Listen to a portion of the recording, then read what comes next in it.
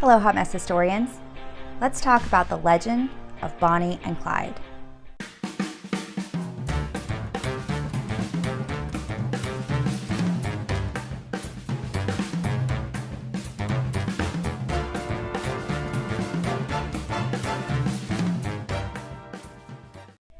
Clyde Chestnut Barrow was born on March 24th, 1909. He was the fifth of 7 children. As a child, he's described as being bright, energetic, and a dreamer. In 1925, the Barrow family moved just outside of Dallas to a poverty-ridden area known as the Devil's Back Porch. Now, this area was so poverty-ridden, they didn't actually have a house. It was more like a campsite that was covered in mud and only had one well for the entire community. Clyde was never satisfied with this particular lifestyle. He always wanted something far more luxurious. He wanted more for himself. And he always looked up to his older brother, Buck, and his older brother was a criminal. So Clyde decided, why not? He started out by stealing food and quickly grew into armed robbery. By the age of 17, he perfected his signature crime, which was auto theft. Bonnie Elizabeth Parker was born on October 1st of 1910. After her father died when she was 4 years old, her mother moved herself, her sister, and her brother to an area of West Dallas, which was also poverty-stricken. But Bonnie's mother always instilled the belief in her children that they were better than their circumstances. Bonnie was a very petite figure. She was just shy of 5 feet. And as she was growing up, she's described as shy, intelligent. She liked singing, dancing, and writing poetry. She shared Clyde's disgust at her current circumstances and always dreamed of being like one of the picture stars that she would get to go see, and really just wanted a more luxurious life for herself and that freedom that money can provide. In 1929, she dropped out of school and ran away and married a man named Roy Thornton. She was so in love with this man and believed truly that this was going to be her romantic fairy tale that she'd always seen in those picture shows. It's even rumored that she had Roy's name tattooed on her inner thigh, which at that time, very scandalous. So despite her being this pixie-like shy little girl who loved poetry, she was a bit of a wild woman. Unfortunately, her romantic fairy tale wasn't true. It was more like a nightmare. He was extremely abusive, and Roy would run away for weeks on end before coming back until finally he just never came back. This left her extremely lonely and looking for something much better in her life. Bonnie and Clyde finally met July 5th of 1930. Clyde showed up in his new stolen car in extremely fine clothes and just had a charm about him. Bonnie's family attests that it was absolutely love at first sight for both of them. Clyde wanted to provide Bonnie the luxurious lifestyle that she'd always wanted, but the only way he knew how to do that was through a life of crime. Clyde was arrested just a few weeks after they met, and while he was in jail awaiting his trial, he convinced Bonnie to smuggle a gun into the jail to help him escape. At being approached with this idea, Bonnie says, "Hell yeah, let's do that." She smuggles the gun into the jail, hidden under her dress, and they make a getaway. And he's caught just a few weeks later, and he's sentenced to 14 years in prison. Now, he's not just sent to any prison. He is sent to the most notorious prison in Texas, known as the Bloody Ham. He's locked up with some of the worst criminals out there, very violent offenders. And while Bonnie is very small and pixie-like, Clyde is also reported as being on the smaller side. He's singled out by the bigger and tougher inmates, and he suffers extreme abuse from those other inmates. There comes a point when Clyde has had enough. He no longer wants to take the abuse, and he lures one of his biggest abusers back into an isolated part of the jail, and he has concealed a lead pipe. Once he has this inmate isolated, he starts beating this guy in the head with the lead pipe and ultimately kills him. The other inmates have attested, and his family members have attested, that after this particular incident, Clyde was never the same. He was a changed man. He was now a murderer. And I mean, that does something to your head. Now, Clyde was never charged or found guilty of this particular inmate's murder. Another inmate who was serving with them, already serving a life sentence, took the rap for it. So Clyde never had any real repercussions for that particular incident. Along with the abuse from the other inmates, Clyde was also suffering, along with the other inmates, in these brutal work details. They were sent out into the fields and just worked and worked and worked, given very little food, very little water, being abused by the guards. This is a time before civil rights, social justices, or even inmate rights. So it's hard going, it's brutal. And Clyde has said, I'm done. He wants no more of this. And he convinces another inmate to cut off his toes so that he doesn't have to go back out into the fields and work. And he does. This other inmate slices off, I believe it's 2, possibly 3, but I think it's 2 toes of Clyde's. And Clyde is sent back to the infirmary to recover. And while he's in the infirmary recovering, he discovers that his mother has secured a pardon for him just a few days after he's cut off his toe, so he doesn't have to go out into the fields. Talk about timing. Because of his injuries, Clyde would never walk the same. He'd always have a limp for the rest of his life. He's released on February 2nd, 1932, and he's reunited with Bonnie. And they begin their life of crime together. They have an attempted robbery that goes wrong. Clyde gets away, but Bonnie is arrested. And in June, as she's awaiting for the formal charges and her trial, the grand jury decides not to charge her with this attempted robbery. They cannot fathom how a woman would voluntarily go into a life of crime. She had to have been coerced, pressured, forced by some big bad man to commit these crimes. And so they said, you're free to go. And they let her go, where she immediately reunites with Clyde, and they begin a glorious road trip with a group of convicts, and they blaze their way through about 24 states, stopping and robbing grocery stores, banks, gas stations, just trying to get enough to survive. In some cases, they only got enough money really to make it to the next county. Something to remember, after Clyde was released from prison, he let it be known that he would not ever go back to prison. After the brutality he suffered, there was no way he would go back. Now, rather than say, okay, let's go on the straight and narrow so that I don't have to go back to prison, he says, well, I'm just not going to get caught. And the Barrow Gang, as they were becoming known, decided that their instinct was going to be flight, not fight. And to do that, they simply had to outrun the police. And to do that, they had to have faster cars. Well, Clyde was a bit of a car snob, and he would only steal the newest vehicles. Why? Because they had a brand new engine called the V8, and it could outrun any of those podunk police. There are reports that the police would take off after Bonnie and Clyde, and they'd be going about 40, 50 miles an hour, and Clyde would gun it. And all of a sudden, he's going 70, 80 miles an hour. You just can't keep up with that. The policemen were just ill-prepared. Now, Bonnie and Clyde were not stupid. They knew that flight was not going to work in every circumstance, and they knew that they had to amass an arsenal. Well, how do criminals on the run amass an arsenal? Well, not only were they robbing grocery stores and gas stations and banks, they also raided the National Guard depots. And Clyde's favorite weapon of choice was the BAR, which is an automatic rifle. There wasn't really a comparison between the firepower that the law enforcement officers had versus those BARs. I mean, that's high-tech technology of the day. So not only were they able to outrun the police, they were going to be able to outshoot them.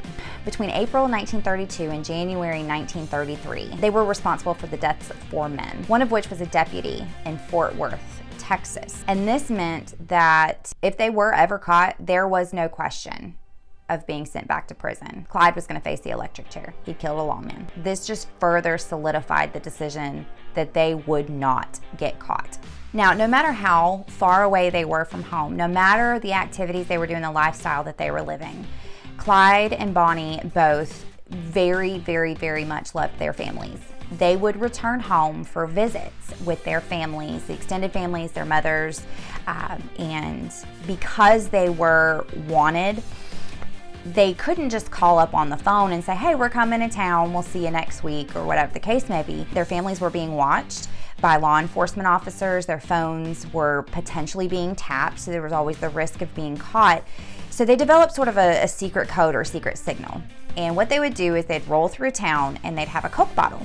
And they'd put a message in a Coke bottle and they'd throw it out their window like they were littering, which was acceptable back then. A family member or Clyde's mother would pick it up, read the message, and it'd have a time and a place and a date of where they were going to meet up. And she'd get on the phone and call the other family members and say, hey, I got this big old pot of beans. Do you guys want to come over and let's have a picnic? And word would spread, and they just knew that that was the code that Bonnie and Clyde were going to be in town. When these gatherings would happen, Bonnie and Clyde both, but Bonnie especially, would shower the family with gifts and money. You have to remember, this is during the Great Depression. Everyone is suffering. The poverty is not just in this specific area, it's nationwide. It is running rampant.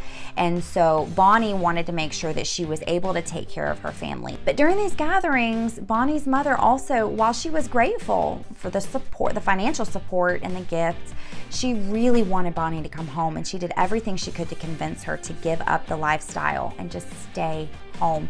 Clyde is even reported as encouraging Bonnie to leave him, stay home, let me go out on the run. But Bonnie refused. She said, I am yours, you are mine, we are staying together. Pretty much the origination and definition of ride or die. In spring of 1933, they receive 3 additional members to their group, and that's going to be Clyde's older brother, Buck, Buck's wife, Blanche, and a man named W.D. Jones. Now, the 5 of these individuals, this group, is what is known as the Barrow Gang. And in April 1933, the 5 of them are sort of taking a vacation. They want a break from their criminal lifestyle, so they decide that they're going to get a vacation home, apartment, whatever, in Joplin, Missouri, which is the worst place a criminal could vacation during this time. We're talking height Prohibition era, and Joplin, Missouri is very well known as a bootlegging town. So it is overrun with Prohibition officers who are extremely hyper vigilant about looking at suspicious individuals and on the lookout for bootleggers. This is just a terrible place for them to hang out. Well, these law enforcement officers get a tip that the Barrow Gang is hiding out in an apartment in Joplin, Missouri, and they decide, well, let's check it out. Horrible decision. Horrible decision. The entire law enforcement group that goes to check this out, between all of them, they only have 2 pistols. That's it. We know that Bonnie and Clyde are armed with a friggin' arsenal fit for the Army. They literally raided the National Guard's armory. This is not going to be a fair fight. As you can imagine, the law enforcement officers approach the building. They call out, come out with your hands up. And Bonnie and Clyde said, bump that, let's go. And there's a shootout that happens. One of the men who was there, he's actually a part-time peace officer who was just there to support and help the law enforcement officers. He's the first one shot, and he is completely shredded by gunfire, and he dies. There's another officer there that gets hit with a shotgun blast, and his arm, I believe, is just completely shredded. He actually succumbs to his wounds a couple of days later. The Barrow Gang escapes in their super fast cars and get away. But they leave behind a lot of their stuff, including rolls of undeveloped film. And the police find this and say, hey, let's check out what's on these photos. And this is where we get those infamous photos of Bonnie smoking a cigar, holding the weapons. Everyone now knows that she is not being coerced, forced, or anything into this lifestyle. She is there voluntarily. She is shown in very unladylike poses for the time. And the police decide, we're going to distribute these images in the newspapers. Now, this backfires on the police. Their images go viral, for lack of a better term. This is when gangsters are becoming part of that true crime. Pop culture is developing, true crime is developing, and they're being adored, for lack of a better term, by the general population. The Great Depression took its toll on a lot of people, and the general population were seeing these gangsters like Al Capone, Pretty Boy Floyd, Dillinger, Bonnie and Clyde, as these individuals who are living the life that they want to live but just don't have the guts to go out and take. So they're rooting for them in a way. And so this action by the police officers really comes back to haunt them. They become like glamorous movie stars in a way. This also, I mean, it does help the police in a way, because after Joplin, Missouri, and those pictures are printed and distributed, they cannot stop. They are on the go almost constantly. They can't take a timeout. They can't take a break. They are on the go. They're very recognizable now. And in June 1933, just outside of Wellington, Texas, Clyde crashes one of his precious vehicles. And this is a bad, bad wreck. So bad that there were people in neighboring farms that rushed to help. I mean, the car rolled over, it's on fire. Clyde escapes, but Bonnie is trapped in the car. And these neighbors come, they help pull Bonnie out, but she was in the car for a while. And she is very injured. Her leg is very badly burned. And in response to the accident, the police show up. It's not exactly what a criminal wants to have happen, right? Well, Bonnie and Clyde are Bonnie and Clyde. Clyde says, forget this, let's go, throws Bonnie in the cop car, jumps in, has two police officers in the vehicle with him, and takes off. He kind of takes them hostage. Now, he releases them, he gets about 50 miles down the road and releases them on the side of the road, but Bonnie's never the same after that. She'll forever walk with a limp, and Clyde, because of his notoriety, because they are wanted, he has to disguise himself and try to sneak into drugstores to get medicine for Bonnie, and they're just not as mobile as they were before. Clyde is constantly trying to convince her, go home, get medical attention. I love you. I can't take you with me, but I can't see you suffering. Like, you need to go get help. And she refuses. She is with him until the end. It's also in 1933 that the federal government organizes and takes a firm, organized stance against crime. We have the development of the FBI. If you don't know, there's, the movie The Untouchables that talks about this, and it's sort of these squads that are put together, and they're uncorruptible police to take down these gangsters. Like, that's their job. And Bonnie and Clyde aren't really high up on the list. They're more locally notorious than national, the way that the other big dogs are. But as these pictures are circulating, the newspapers are inflating their crimes more and more and more and more, and they're actually crediting them with crimes they didn't even commit. So they're becoming more and more noticed on the FBI's watch list. They're still pretty far down, but it's there in the back of their minds. Like, we've got this other couple back here racing up and down these 24 states or so. We need to keep an eye on that. And so July 20th, 1933, in Platte City, Missouri, the police get a tip that they have the location for the Barrow Gang. And this time, they are prepared. They have brought proper weaponry. Everyone is armed. They know now what they are getting themselves into. They corner them in this apartment, and of course, there's a shootout. Now, the Barrow Gang gets away yet again. However, Buck is shot in the head. Blanche has been blinded because of a shot that comes through the windshield, broke the glass, and it blinded her. Bonnie has a very severely injured leg. Okay, it's slow going. The police catch up with them again 4 days later in Iowa. They have them surrounded. Clyde is forced to pick Bonnie up and carry her away to escape the police. But Buck and Blanche are not so lucky. They just cannot continue on. They can't with their injuries. So they're apprehended by the police. Blanche is taken to jail. Buck dies just a few days later. He succumbs to his injuries. January 1934, Bonnie and Clyde realize they need new members for their gang. They can't continue on just the two of them. They need support. They need manpower. And they devise a plan. They're going to raid the Eastham prison. And it is successful. They managed to free or liberate 5 prisoners. As a result of this raid, the warden of Eastham Prison. It's very difficult for me to say. I don't know why I can't get it out. It says enough is enough, man. If law enforcement's not doing anything, the FBI's not doing anything, we gonna do something. And they hire a man named Frank Hamer. And Frank Hamer is a former Texas Ranger. From the minute that Frank Hamer is hired, it is understood that he's not taking them alive. It's a shoot to kill situation.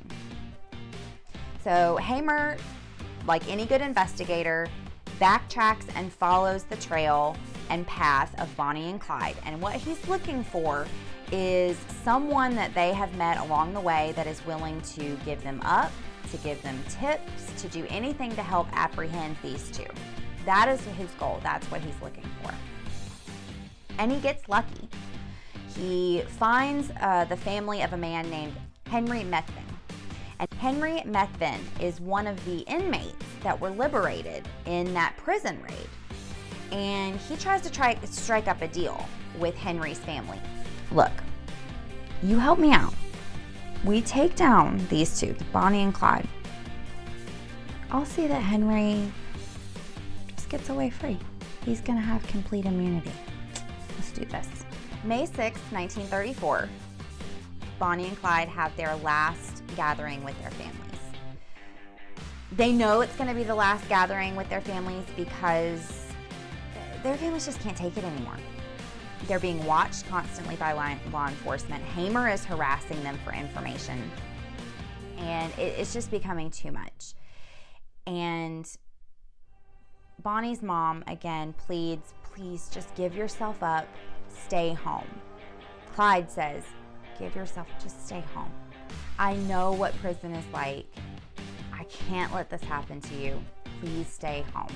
And Bonnie says, will y'all shut up? I'm staying.